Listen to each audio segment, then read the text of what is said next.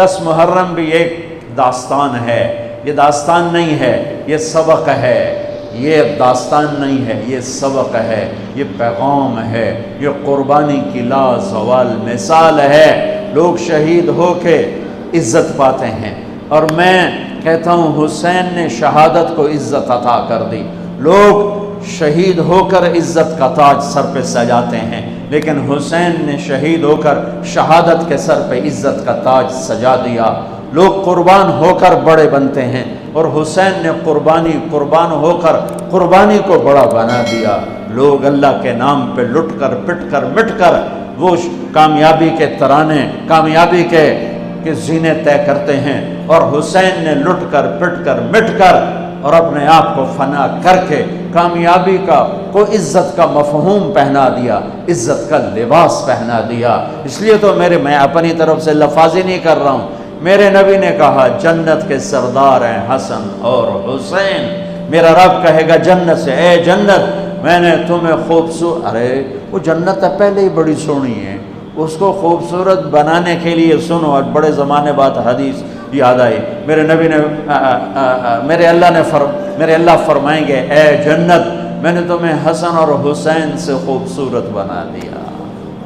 شہادت کو حسین نے خوبصورت بنایا، قربانی کو آل رسول نے خوبصورت بنایا، کامیابی کو آل رسول نے مفہوم پہنایا، اللہ کے نام پر مر مٹنے کے لازوال معنی سمجھائے، اللہ کو پا لینے کے لیے کیا کہاں تک جایا جا سکتا ہے کر کے دکھایا، اللہ کو پا کر سب کچھ کھو کر کیا کیا جا سکتا ہے، کربلا وہ پیغام ہے۔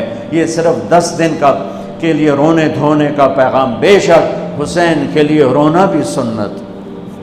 ہر شے کو بدعت نہ بناؤ۔ پانی دیں۔ ام سلمہ سے آپ نے فرمایا ام سلمہ آج ایک فرشتہ ملنے آ رہا ہے، بہت خاص، کسی کو اندر نہیں آنے دینا۔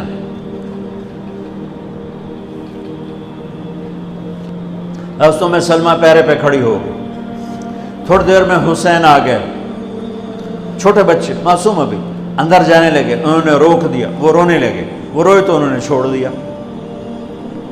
تھوڑی دیر کے بعد اندر سے میرے نبی کے زور زور سے رونے کی آواز آئی، زور زور سے رونے کی آواز آئی۔ ام سلمہ رہ نہ سکی، بھاگ کے اندر گئیں، تو آپ نے کیا دیکھا؟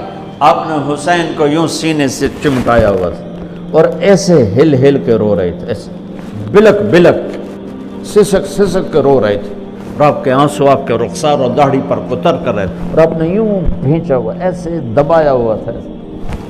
تو حضرت ام سلمہ نے کہا میرے ماں باپ قربان یا رسول اللہ، کیا ہوا؟ آپ ایسے تڑپ کے کیوں رو رہے ہیں؟ تو آپ نے روتی آواز میں کہا، بہتے آنسوؤں کے ساتھ، کپ کپاتے بدن کے ساتھ، کہ ام سلمہ یہ فرشتہ جو مجھے ملنے آیا تھا یہ میرے بچے کو دیکھ کر کہہ رہا ہے کہ آپ کی امت اس بچے کو قتل کر دے گی، اور جہاں اس کا خون گرے گا وہ مٹی مجھے دکھائی ہے اس نے، کہ میں اس لیے اس پہ رو رہا ہوں۔ ابھی تو وہ شہید نہیں ہوئے اور رویا جا رہا ہے، تو ہم تو ان کی شہادت پہ روتے ہیں بھائی، ہم تو ان کی شہادت پہ روتے ہیں، اور یہ قیامت تک روتے رہے گی دنیا۔ قیامت، یہ اللہ کا نظام ہے، اس نے کربلا کے واقعے کو یوں کر دیا جیسے ہر سال آج ہی ہوا ہے، آج ہی حسین شہید ہو رہے ہیں، آج ہی عبداللہ کا سر کٹ رہا ہے، آج ہی زینب کی چادر کو پھاڑا جا رہا ہے، آج ہی لاشوں کو گھسیٹا جا رہا ہے۔ وہ میں حیران ہوتا ہوں، ٹیپو سلطان سرنگا پٹم میں شہید ہوئے، دشمن کون؟ انگریز، کون؟ کافر۔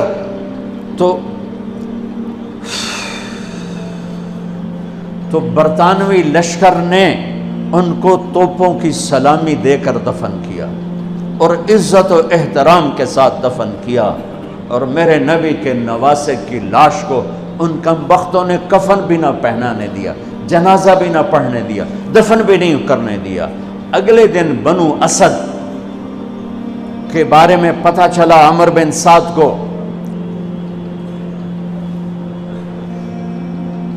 تو راتوں کہ وہ ان کو دفنانے والے ہیں، تو راتوں رات ان کو بغیر جنازوں کے مٹی میں دبا دیا اور اوپر پانی چھوڑ دیا کہ کوئی پتہ ہی نہ چلے حسین کی لاش۔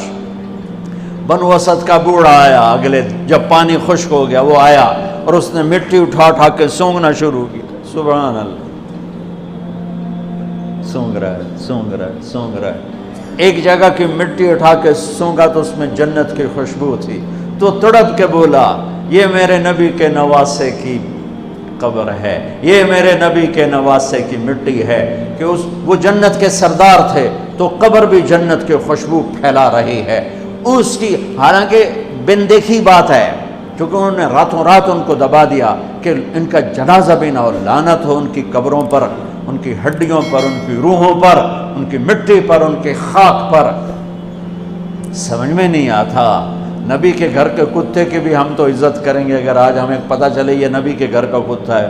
ان کم بختوں کے سامنے نبی کے نواسے کھڑے تھے، نبی کی نواسیاں تھیں اور نبی کی اولاد تھی، اور ان کے دل ایسے پتھر، آنکھیں ایسی اندھی، کان ایسے بہرے کہ انہیں ایسے تلوار چلائی جیسے سامنے کوئی رومی لشکر کھڑا ہو، یا جیسے سامنے کوئی فارسی لشکر کھڑا ہو۔